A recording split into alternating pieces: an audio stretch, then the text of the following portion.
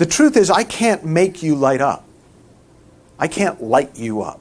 It doesn't work that way. And I can't even tell you how to do it, because it's just something that's kind of built into your inherent fireflyness.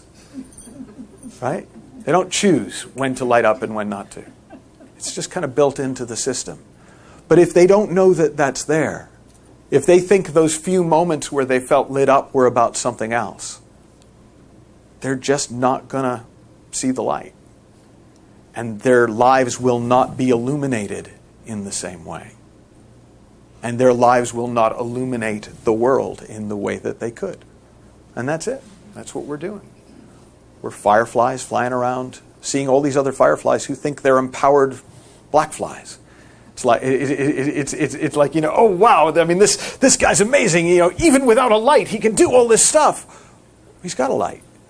He just doesn't know it. And it's just a slightly different conversation to have with people. It's a different direction to look in, and it yields a different result. It opens up a new possibility that has nothing to do with what the person has done in their life up until that moment. And that's really exciting. Because that means that you're not limited to what came into the room in terms of what they think or what you think. You're with another human being. That's an unlimited creative potential. And they're probably pretty bought into the limits. They probably know that they're not the kind of person who. Right? And that's the lens through which they're trying to navigate their life better. Given that I'm not the kind of person who, what strategies can you give me to do this? Given that I'm not the kind of person who can talk to people, how do I build a business?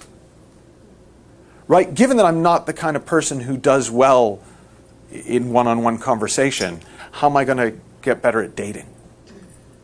Right? Given that I'm not the kind of person who can just talk to complete strangers, how can I network? Right? Given whatever bullshit I've made up about myself and reinforced and proven to myself through my experience up until this time, which is simply a reflection of my own thinking bounced back to me,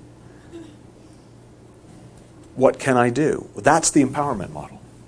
Is right. Let's take your broken ass and make it stronger. Right? There's a pop song in there, like a pop anthem. Take your broken ass and make it stronger. I think there's more on offer here. I think there's something much more on offer here. And one of the ways we miss it is by giving them what they think they want. By buying into the limits and going, okay, yeah, I accept these limitations. Let's see what we can do from there. Well, the limitations are made up. Right? The limitations are historical. Even though the limitations may seem accurate and they may be able to cite chapter and verse to prove the limitation, all that proves is that what the thinker thinks, the prover proves. Right? Whatever case is put before the mind will prove. It will gather the evidence to make it seem more and more real.